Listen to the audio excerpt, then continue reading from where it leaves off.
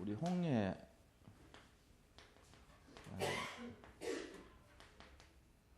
이번 주 말씀이 이렇게 됐죠. 여기서 우리가 이제 홍해라는 거를 보는 눈을, 홍해를 바라보는 눈이 중요하죠. 이것이 신앙생활의 제일 중요한 열쇠입니다. 그래서 홍해라고 하는 것은 하나님께서 뭐라고 하냐면 왜 나에게 질문하냐 이렇게 물었습니다. 네가 해결할 수 있지 않냐. 이미 홍해라는 문제를 다 해결할 수 있는 힘을 주셨기 때문에 질문할 필요가 없다는 거죠. 그래서 예수 그리스도께서 이미 다 주셨다. 이거를 다 우리가 알아야 돼요. 그래서 홍해를 바라볼 때 홍해는 바로 뭐냐면은 결론을 내셔야 됩니다. 홍해라고 하는 문제는 이게 이제 문제고 어떤 어려움인데 이것이 결국은 축복이라는 거죠. 축복과 더 큰 응답을 주시려고 하는 기회라는 거예요. 이런 눈으로 바라볼 때 우리가 모든 것을 그 하나님의 계획 속에서 바라볼 수 있는 겁니다. 그렇지 않으면은 우리도 세상의 불신자나 똑같은 모양으로 문제를 해석하게 돼 있어요. 그렇게 하면 안 된다는 거죠. 그리고 이 홍해를 통해서 하나님의 능력을 체험하는 기회입니다. 이게 이제 홍해 개념이죠. 하나님께서 하나님 스스로 그거를 보여주시는 거예요. 우리에게 하나님의 전능하심을 보여줄 수 있는 기회가 된다는 거예요. 그러니까 이 홍해가 그냥 이렇게 해결할 수 없는 그런 어려움만이 아니라 이런 문제를 통해서 우리의 믿음을 돋고 또 그 문제를 통해서 하나님의 능력을 보여주시는 기회다 이렇게 생각하셔야 돼요. 자, 그러면 두 번째 우리가 하나님께서 이 홍해 사건을 통해서 하나님께서 영광을 받으시겠다 그랬어요. 그것이 하나님께서 홍해를 하시는 목적이에요. 누구에게 영광을 받으시려고 하냐면은 하나님을 알지 못하는 불신자들. 저 불신자들이 이 홍해를 통해 가지고 하나님 믿는 믿음의 시간표가 되게. 그래서 애굽에 있는 그 왕과 또 밑에 있는 신하들, 애굽에 있는 모든 병사들을 통해서 내가 영광을 받을 것이다 이렇게 말씀을 하셨죠. 이게 이제 홍해를 보는 우리 입장이 돼야 됩니다. 그러니까 불신자에게는 믿게 되는 계기가 되는 것이고 또 우리 믿고 있는 사람들에게는 더 큰 축복을 주는 그런 기회가 되고 하나님 진짜 살아계시구나 하는 것을 깨닫게 하는 그런 축복의 기회가 된다 하는 걸로 모든 홍해라고 하는 큰 문제를 바라봐야 된다는 거죠. 자, 그 다음에 두 번째는 이 홍해를 통한 우리가 이제 여기서 뭐를 배워야 되냐 그죠? 홍해라는 이 사건의 어떤 그 의미가 뭐냐? 우리가 그걸 이제 좀 이해를 해야 되죠. 홍해가 우리한테 가져다 주는 의미가 있어요. 이 홍해가 아니고서는 우리 자신들이 이제 하나님이 예비하신 가나안에 들어가는 그 실제적인 내용들을 잘 모른다는 거죠. 하나님의 그 전능하심을 우리가 진짜로 이제 이해하고 또 이를 작정하시는 하나님의 작정과 예정에 대한 거를 배우는 기회가 돼야 된다는 거죠. 그러니까 하나님은 한번 이렇게 딱 결정을 해놓으시면은 그거를 반드시 성취하시는 분이라는 거예요. 그래서 언약의 하나님이고 하나님이 그 언약을 100% 하나님 스스로 성취해 가시는 분이라는 거예요. 이걸 우리가 이제 의미를 받아들여야 됩니다. 그래서 이 자신들이 이제 우리가 볼 때 뭐를 우리가 홍해에다가 하나님 왜 여기다 일부러 갖다 놨냐. 육지로 이렇게 갈 수 있는 사람들을 예를 들면은 지금 하나님께서 이렇게 이 홍해를 이렇게 있잖아요. 이게 시내 반도가 있고 사우디아라비아고 그러면 이제 이게 아프리카 쪽이란 말이에요. 이렇게 돼 있고 이렇게 해서 시나이 반도 지나가지고 이제 이렇게 가서 여기가 이스라엘이라고요.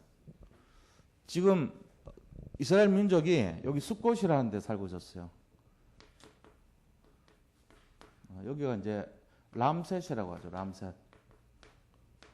람셋 있는 곳에 여기 고센 땅이 있고 여기 고센 땅이고 고센 땅 속에 람셋이라는 지역이 있고 그 옆이 숫곳이라는 거지.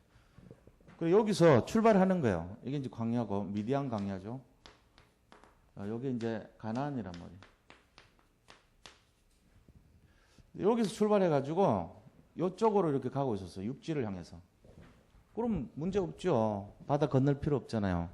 그래서 요 길로 쭉 가고 있는데 가다가 보니까 하나님이 여기 가지 마. 그 중간에 여기가 이제 여기 좀 머물렀어요. 근데 여기서 갑자기 일로 옮기라 그런 거예요. 하나님. 그래서 하나님 말씀 듣고 장막을 쳤는 데가 비하이롯 맞은편 바알스본이라는 곳에 이제 가라 그런 거예요. 거기는 바닷가거든요. 여기. 이걸 건너야 돼요. 바다를. 이게 이제 이쪽이 다 바다거든 이게. 근데 이 바닷길을 굳이 가라고 그러시는 거예요. 그리고는 뒤에 바로가 쫓아와요. 바로 군대가 600대를 몰고. 그러면 육지로 가가 있는 이스라엘 민족을 굳이 바닷가 앞으로 옮기라 그러고, 그러고는 또 이렇게 뒤에서 쫓아오고, 그렇게 하신 분이 하나님이시라는 거예요. 왜 그러시냐 이거죠. 골탕 먹일 일 있습니까? 그게 아니에요.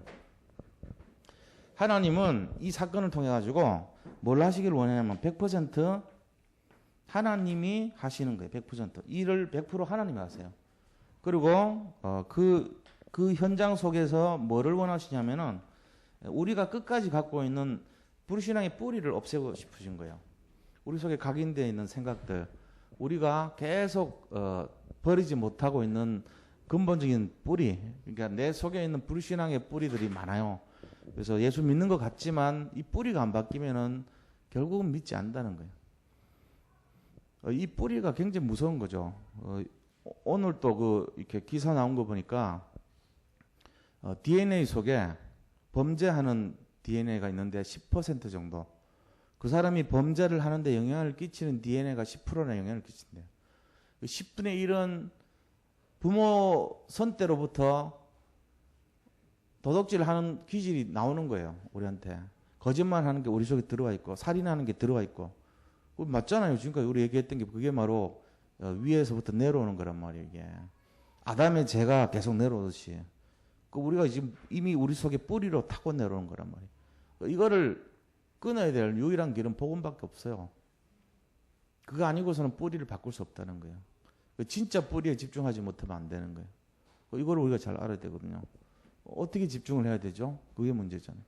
그래서 현장에서 우리 속에 있는 뿌리를 바꾸기 위해서는 현장에서 실제로 뭐 해줘? 현장에서 집중시켜야 돼요. 그게 이제 원리란 말이에요. 하나님이 이스라엘 민족을 데리고 그 현장에 데려갔어요. 그래가지고 사건 속에 집중시키는 거예요. 그래 보게 만들어요. 시청각으로. 바다가 갈라지고 다시 닫히고 사람이 죽고 통과되고 이걸 본 거예요. 느낀 거예요. 기도하니까 갈라졌구나. 다시 닫혔구나. 하나님이 하시는구나. 이걸 다 본 거예요. 그러니까 이 밑에 있는 뿌리가 바뀔 수밖에 없도록 현장을 학습을 시키는 거예요. 하나님. 그게 홍해 사건이란 말이에요. 그렇게 해도 될까 말까 안 돼요. 또 나중에 보면은 왜 안 되냐? 내 것이 너무 강해서 그래요. 자기가 막 맞다 그런 사람들 다 하나님이 사막을 열어가지고 다 집어넣어 버렸어요. 고라 자손, 온 자손, 그 다음에 거기 엘리압 자손 전부 다 모세를 반영하잖아요. 자기 잘났다는 얘기거든. 하나님 사람 무시하고 지가 더 앞섰다 그러니까 하나님이 그들을 갈라버려서 집어넣고 다시 땅을 닫아버리잖아요. 이제 이걸 우리가 잘 봐야 돼. 왜 그러냐? 뿌리가 안 바뀌어서 그런 거예요, 사실은. 그거를 홍해 사건에서 우리가 잘 봐야 됩니다, 이게. 자, 그럼 오늘도 마찬가지, 오늘 본문도. 뿌리 안 바뀐 사람들의 모습, 이게 이제 나오는 거예요. 자기들 딴에는 뭔가 잘 믿는다고 생각했어요, 그 시대에. 말씀 맡은 자들. 근데 뿌리가 안 바뀌었단 말이에요. 뿌리 안 바뀌기가 뭐합니까? 자기들이 옳다고 생각하잖아요. 틀린지 옳은지를 모르는 거예요, 근본적으로. 그러고는 오히려 예수님 오셨는데 예수님을 꼬투리를 잡아서 죽이려고 그런 거죠. 그래서 이 본론에 들어가서요. 첫 번째는 뭐냐면은 그 논쟁하는데 두 가지 논쟁을 하거든요. 무슨 논쟁하냐면은 세상 속에 그리스도인 여기에 대한 질문을 하는 거예요. 그리스도인이 세상에서는 어떻게 살아야 되겠는가에 대한 질문을 해요. 자, 그 질문 내용이 뭡니까? 세금을 드리는 문제. 이거를 질문해요. 서기관들과 대제사장들이 세금을 바쳐야 되냐, 안 바쳐야 되냐, 이걸 이제 질문하는 거예요. 그러니까 만약에 여기에 대한 질문이 뭐냐면은 요지가 세금을 바치지 마라 그러면은 반역죄가 되는 거예요. 가이사한테 세금을 바쳐야 되는 거니까. 만약에 가이사한테 세금 바치지 마라 그러면은 그거는 국가에 대한 이제 반역이 되기 때문에 바로 잡혀서 사형당합니다. 그때 법으로. 근데 만약에 세금을 바쳐야 된다 이러면은 이 예수님이 그 당시에 오셔서 말씀을 나눈 목적이 뭐냐면은 사람들을 이스라엘 민족을 도와주려고 했던 거거든요. 그래서 많은 사람들이 예수님을 따라다녔는데 세금을 바쳐야 된다 이렇게 말씀하시면 이스라엘 민족을 굉장히 힘들게 만드는 그런 내용이 돼요. 그러니까 그 따라다니던 무리가 다 흩어지게 만드는 사건이 되는 거예요. 이렇게 굉장히 강교한 질문이 되죠. 세금을 바쳐야 되냐 말아야 되냐 이게. 근데 그때 그 세금이 뭐냐면은 인두세입니다. 인두세. 인두세인데 이 인두세란 거는 사람 머리 두당 바쳐야 되는 세금이에요. 근데 이제 남자들 같은 경우는 14세에서 65세까지 세금을 내야 되고 여자는 12살부터 65세까지 사람 머리당 세금을 내야 돼요. 그 국가에다가 이제 이 세금 내는 거거든요. 그러니까 그 세금을 뭐로 내냐면은 이제 그 데나리올이라고 하는 그 이제 돈 화폐로 낸단 말이에요. 그러니까 예수님이 뭐라고 얘기하냐면은 거기에 있는 데나리올을 갖고 와봐라 이렇게 말하죠. 한 데나리올을 갖고 와봐라. 그러면서 그 동전에 기록된 것이 누구의 얼굴과 누구의 이름이 기록되어 있냐 이렇게 물어요. 어떤 글과 어떤 사람이 기록되어 있냐 물으니까 가이사가 기록되어 있다고 그렇게 말을 합니다. 그러니까는 예수님이 뭐라고 말씀하십니까? 가이사의 것은 가이사에게 주라는 거예요. 그런데 하나님의 것은 하나님께 드리라고 얘기합니다. 가이사의 것은 가이사에게 주고 하나님의 것은 하나님께 드리라 이렇게 말씀하시죠. 이게 이제 예수님의 대답이었어요. 굉장히 좀 현명한 대답이죠. 그게 뭔 말입니까? 가이사가 이렇게 얼굴이 그려져 있는 거는 그건 가이사 거니까 세금 내라는 거예요. 탈세하지 말고. 그런데 하나님 것은 하나님께 드리라 그런 거예요. 다시 말하면은 이 가이사의 것은 이렇게 크지 않은 거잖아요. 아주 뭐 동전 몇 입 정도죠. 근데 하나님의 것은요. 세상 전체를 포함하는 거예요. 그러니까 세금 내는 거 정도가 아니고 우리 삶 전체가 하나님 거 아니냐 이 얘기하는 거예요. 세금이 포함돼서 그러니까 통째 전체는 하나님께 드려야 된다 이걸 얘기하는 거예요. 그리고 그 질문의 내용이 너무 이렇게 예수님의 답변이 굉장히 명답이죠. 지혜로운 답을 하셨단 말이에요.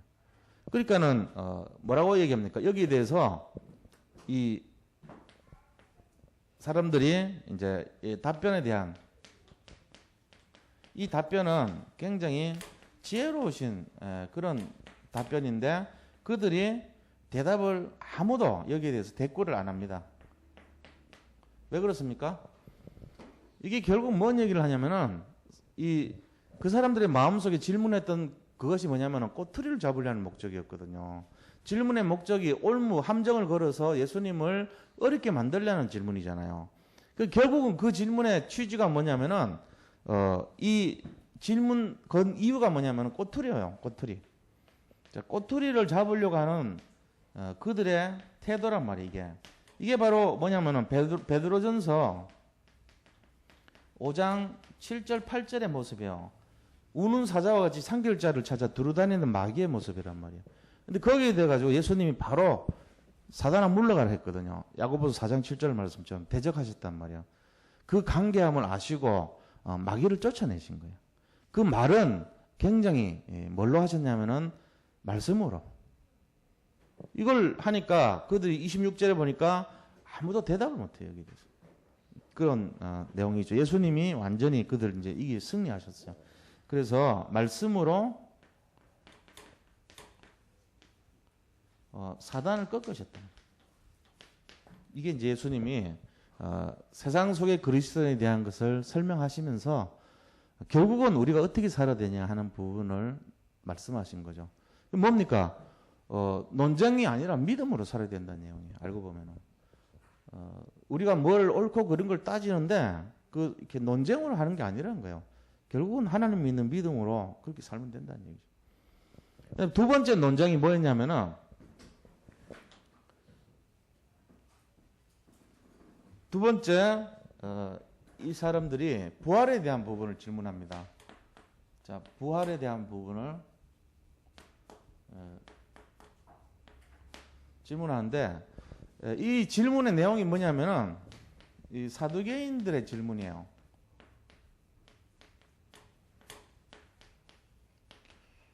자, 이 사두개인들은 그때 당시 이제 귀족 계급을 이뤘어요. 바리새인이 있고 사두개인이 있고 뭐 에세나파가 있고 이렇게 쭉 있는데 바리새파 사람들은 진짜 정통적으로 이렇게 오직 율법 이것만 하는 사람들이라면 사두개인들은 그 당시에 정치인들이에요. 주로 귀족들이었어요. 근데 이 사람들이 주장하는 게 두 가지가 좀 틀리게 주장해요. 사두개인들의 질문 중에 사두개인들이 어떤 사람이냐면은 그들이 성경으로 인정하는 거는 모세오경만 성경으로 인정해요. 그러니까 다시 말하면 토라만 성경이다. 나머지는 성경 아니다. 이렇게 말하는 거예요. 다니엘서 성경 아니야. 이 사람들은. 창세기, 출애굽기, 레위기, 민수기, 신명기까지만 성경이고 그 뒤에 나오는 여호수아는 성경 아니에요. 나머지 바리새인들은 여호수아도 성경이고 뭐 다른 것도 성경이고 이렇게 해서 초대교회 성도들은 다 다니엘서까지 그다음에 뭐 이사야서까지 전부 성경인데 이 사람들은 나머지 거는 성경 아닌 거예요. 이 오직 모세오경만 성경이에요. 나머지 거에는 부활이 안 나오거든요. 모세오경에는 부활의 내용이 없어요. 그러니까 이 사람들이 안 믿었던 게 부활을 절대로 안 믿어요. 부활이 없다 그럽니다.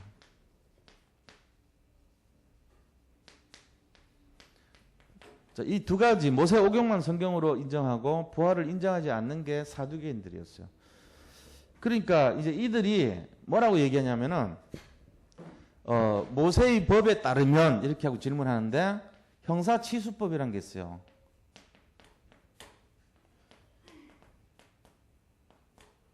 그러니까 형이 죽으면 형수를 취한다 이런 말이 되는 거예요. 그래서 질문하는 거예요. 7명의 형제가 있는데 마지가 죽었다. 그럴 때 둘째가 형수랑 결혼했다. 이제 형사취수법이 있으니까 율법에 그렇게 돼 있어요. 그래서 이제 그 종족을 보존하는 법이었거든요. 그러니까는 이게 율법에 나왔으니까 신명기에 나온단 말이에요. 그러니까 이 신명기 법에 의해 가지고 이거를 물었거든요. 자, 그러면 둘째가 결혼했는데 또 둘째 아우가 죽었다. 그리고 셋째랑 결혼했다. 이렇게 결혼해서 막내까지 결혼을 했다. 이제 이렇게 된 거예요. 그러면은 내가 질문 하나 해볼게요. 이러면서 근데 이들이 정말 부활이 있다면 이들의 남편이 누구냐? 이 여자의 남편은 부활했다면 누구가 되겠냐? 이렇게 질문한 거예요. 그러니까 지금 이제 이게 만약에 그런 엉터리 이러면은 율법을 어기는 거 되잖아요. 지금 그러면서 이제 또 꼬투리를 잡으려고 논쟁을 벌이려고 하는 거예요. 그 믿음이 아니죠. 예수님을 어떻게 하든지 간에 공경에 빠뜨리라는 태도란 말이에요. 그러니까 예수님 뭐라고 대답하냐면은 36절부터 38절까지 예수님의 대답입니다.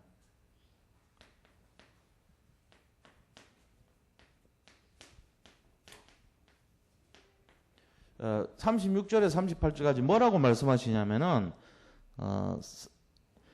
34절부터 보면요. 34절부터입니다. 예수께서 이르시되 이 세상의 자녀들은 장가도 가고 시집도 가지만 저 세상 죽은 이후의 세상하고 또 죽은 자 가운데서 부활함을 얻기에 합당한 사람, 그러니까 예수 믿는 사람들을 말하죠. 죽은 자 가운데 부활하기 합당한 사람은 우리 예수, 물론 불신자도 부활은 해요. 근데 합당한 자라고 하는 것은 예수를 믿은 자를 신자를 말하는 거예요.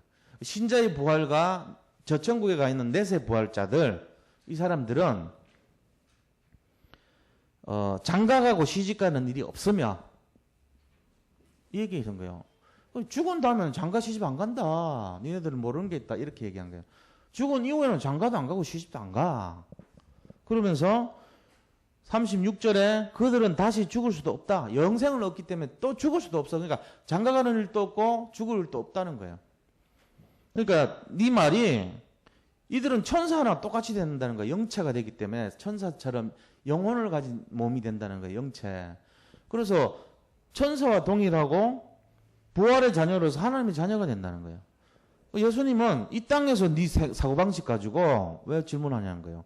거기는 아이를 낳을 필요도 없고 거기서 남편과 아내의 관계를 따질 이유가 하나도 없다는 거예요.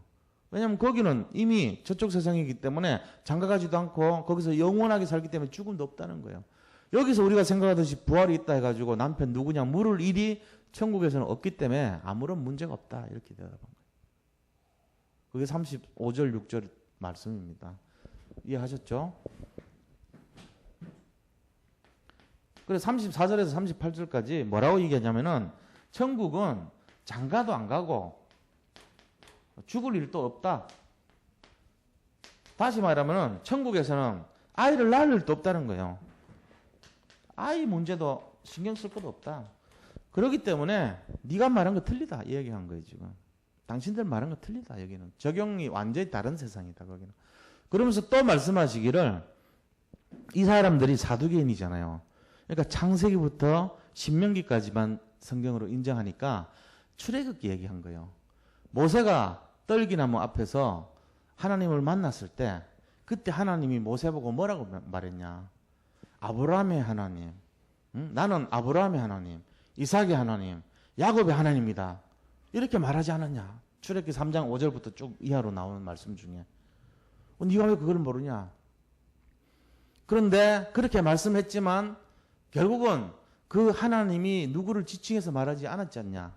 그러면 그 하나님의 의미는 뭐냐면은 아브라함이 살았을 때는 아브라함의 하나님이고 이삭이 살았을 때는 이삭의 하나님이고 야곱이 살았을 때는 야곱의 하나님 아니냐. 지금 네가 살았을 때는 너는 모세의 하나님이다. 다시 말하면 하나님은 죽은 자의 하나님이 아니고 살아있는 사람의 하나님입니다. 산자의 하나님이란 거예요. 너가 왜 그 성경을 보면서도 그것도 모르냐 이렇게 말하는 거예요. 그러니까 7명의 그 형제가 있었다면 그 사람이 부활했다는 그 의미를 따지기 전에 누구의 하나님이라 하면은 살아있는 그 사람의 하나님입니다. 다시 말하면 7째가 살아있었다면 그 사람의 남편이다 이 사람은. 죽은 이유는 따질 필요도 없고 만약에 살아서 누구의 남편이라 물으면 그 산자의 남편이다 이렇게 대답한 거예요 예수님. 굉장히 지혜로운 말씀을 계속 하시고 있죠. 이렇게 하니까 그들이 26절 보니까 40절 보니까 뭐라고 했습니까? 그들은 아무것도 감히 더 물을 수 없음이로다 이렇게 말하거든요. 그래서 하나님은 산자의 하나님이란 거예요. 죽은 자 하나님이 아니고. 자, 우리가 이 두 가지를 바라보면서 하나는 이 세금에 대한 논쟁, 하나는 부활에 대한 논쟁이었거든요. 사실은 이게 이제 세금 논쟁이란 말이었어요. 이거는 세금을 내야 되냐 말아야 되냐. 그 다음에 두 번째는 부활이 진짜 있다면 이런 문제를 어떻게 해결할 거냐 하고서 전부 다 이렇게 올무에 넣으려고 했던 내용들입니다. 근데 예수님은 여기서 뭘 말씀하십니까? 우리한테 말씀하신 게 있어요. 그거는 결국은요, 논쟁을 따지고 이렇게 해서 믿는 게 아니라는 거예요. 예수 그리스도는 있는 그대로를 믿어야 된다는 얘기를 하고 있는 거예요. 말로 이렇게 하는 것이 아니고 말씀을 그대로 의심하지 않고 믿는 그것이 더 믿음이라는 걸 얘기하고 있어요. 그래서 하나님의 말씀을 우리가 논쟁의 대상이 아니라 믿음의 대상으로 그것이 바로 예수님이 결론적으로 그런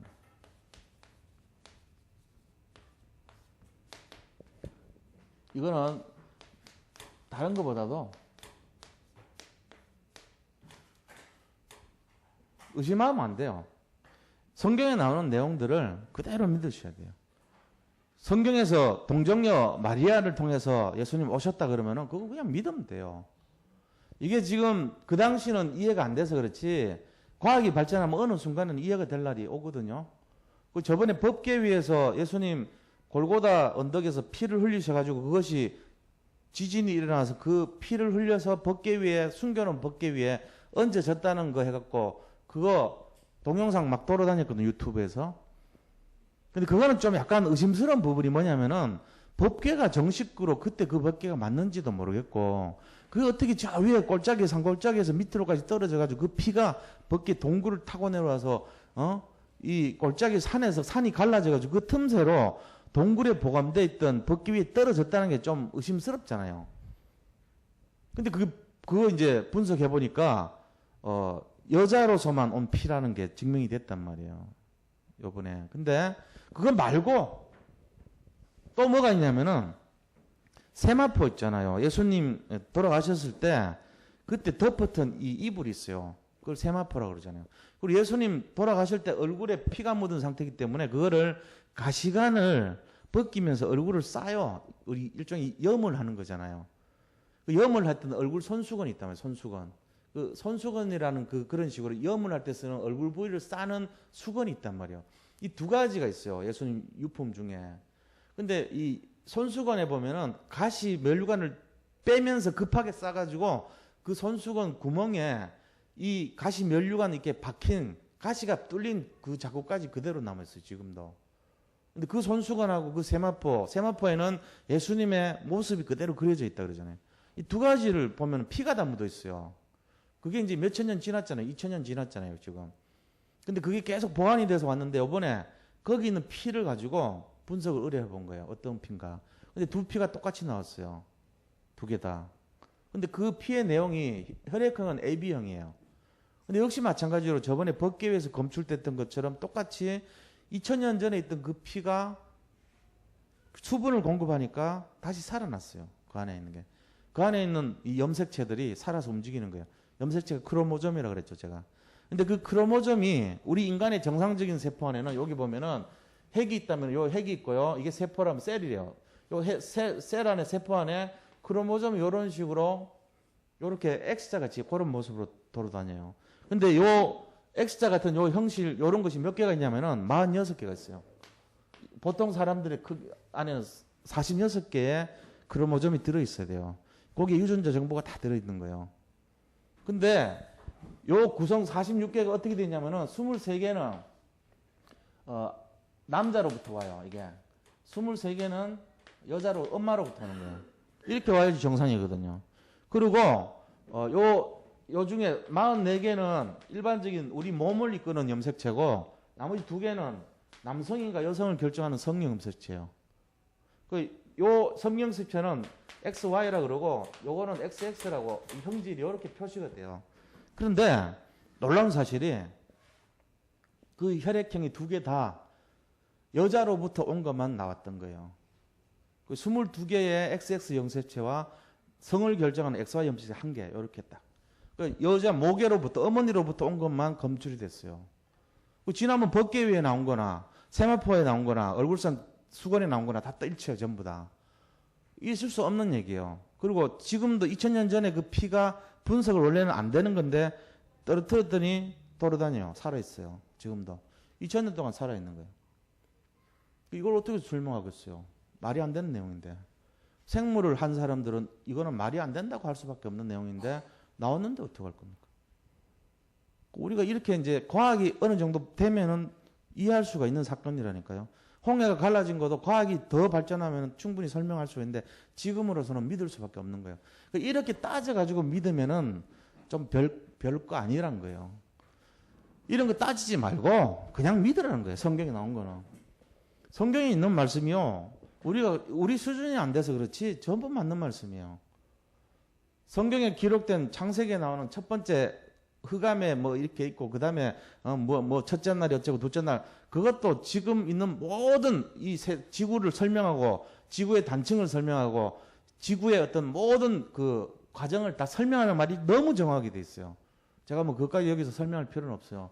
제가 과학자적인 입장에서 그걸 볼 때 야, 이렇게 기가 막힌 일이 있냐 할 정도로 그렇게 돼 있단 말이에요. 그것도 세계 최고의 석학들이 온 자료를 다 모을 때 완벽하게 설명이 되는 내용이 모세가 기록한 창세기 1장에 나오는 그 순서대로 그대로 돼 있어요. 근데 우리가 그거를 따져서 믿으면은 이미 그 믿음이란 게 아니란 말이에요. 이런 논쟁을 통해서 믿으면 안 돼요. 그럼 뭐냐? 너무 무조건적으로 믿어야 되냐? 그것도 아니에요. 사실은 좋은 태도는 아니에요. 그런데 내 마음속에 아 이게 맞구나 하는 것이 되는 순간부터는 진짜 오직 다 믿어야 돼요. 뭘 따지고 하는 게 아니고 이게 너무 정확한 거예요. 그러니까 진짜 믿으셔야 돼요. 이거 우리 이번에 주제입니다. 그래서 논쟁으로 하는 것이 아니고 믿음으로 이걸 설명하고 있어요. 예수님이.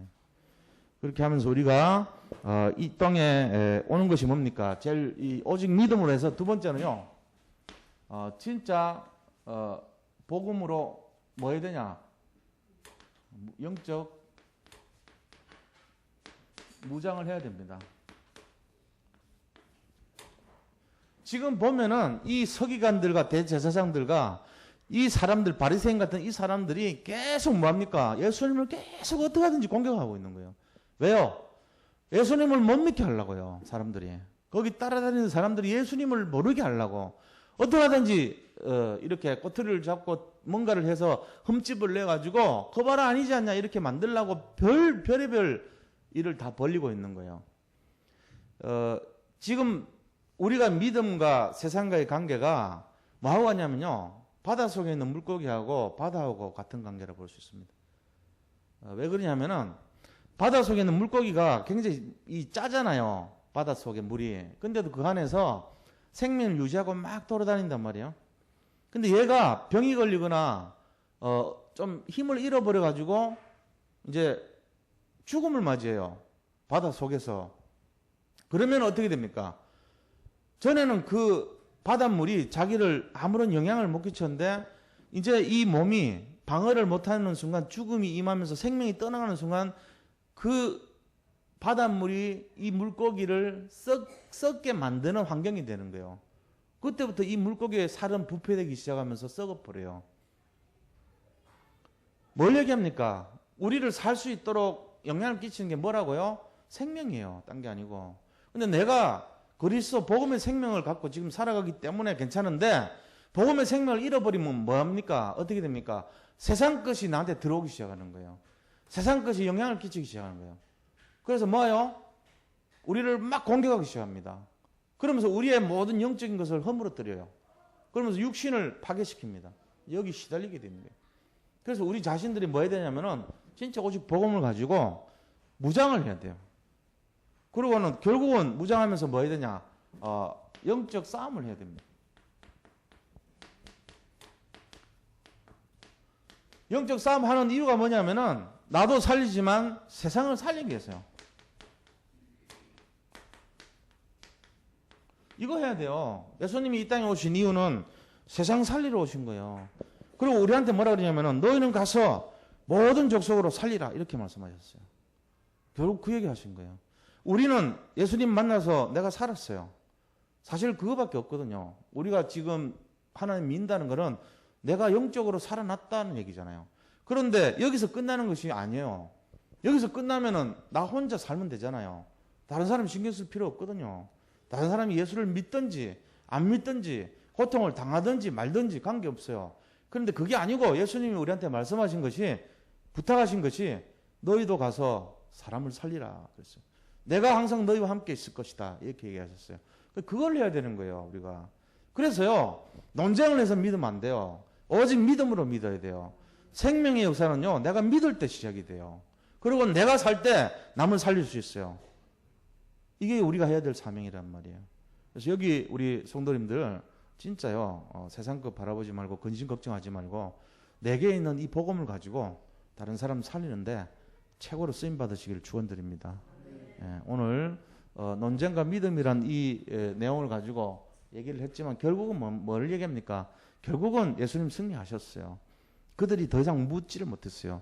그리고 결국은 예수님이 우리에게 원하시는 것이 뭐냐면은 저런 논리적이고 논쟁을 해서 하는 그런 믿음이 아니라 정말로 순수하게 그대로 믿는 오직 믿음으로 그렇게 되기를 원하시는 거예요. 이 믿음을 가진 자라만이 세상을 변화시킬 수 있다는 거예요. 왜요? 뿌리를 바꿀 수 있기 때문에요. 이 믿음을 갖지 않으면요, 뿌리를 못 바꿔요. 믿는 신용을 했던 사람들 누굽니까? 껍데기만 바뀐 사람들이 누굽니까? 그들이 바로 바리새인이고 이 사두개인이고 이 시대의 서기관들이고 이 시대의 모든 대제사장과 같은 그런 사람들이란 말이에요. 그러니까 이게 뿌리가 안 바뀐단 말이에요, 이 사람들이. 가장 중요한 것이 뭐냐? 근본 뿌리를 바꾸라는 거예요. 뭘로요? 예수가 그리스도 되신다는 걸로. 그거를 진짜로 잡으시라니. 우리 받은 말씀 잡고 같이 한번 기도하겠습니다. 하나님께 정말 감사를 드립니다. 우리 삶 속에서 오직 그리스도 되게 하시고 우리 자신들이 정말 근본 뿌리가 예수가 그리스도이신 것을 고백하며 오직 믿음으로 영적 무장하고 영적 싸움에 아버지 승리하여 사랑과 세상을